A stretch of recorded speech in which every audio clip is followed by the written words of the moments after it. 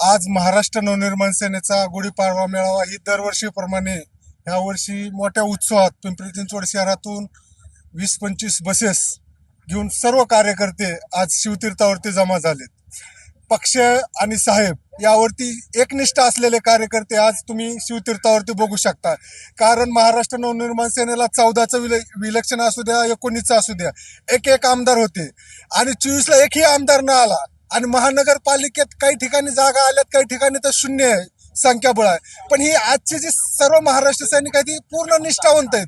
यांना फक्त सन्मान्य राजसाहेब ठाकरे यांच्या विचारावरती प्रेरित होऊन आणि पक्षावरती विश्वास ठेवून आज पिंपरी चिंचवड शहरातून हजारोच्या संख्येने महाराष्ट्र सैनिक आणि सर्व महिला आज शिवतीर्थावरती आलेत. साहेब सांगतील ती धोरण आणि बांधतील ती तोरण ह्या मताशी आम्ही आहोत. साहेब जो आदेश देतील, आज जो आम्हाला मार्गदर्शन करतील ते आदेश घेऊन आम्ही आमच्या प्रभागात, शहरात, जिल्ह्या, खेड्यापाड्यात जाऊन आम्ही त्याचा प्रसार आणि प्रचार करू.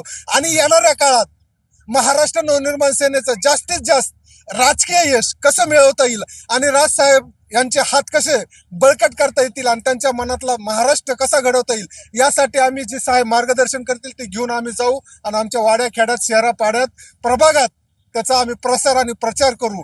ह्या हेतूनच आम्ही आज इथं गुढीपाडवा मेळाव्याला आलेलो आहोत.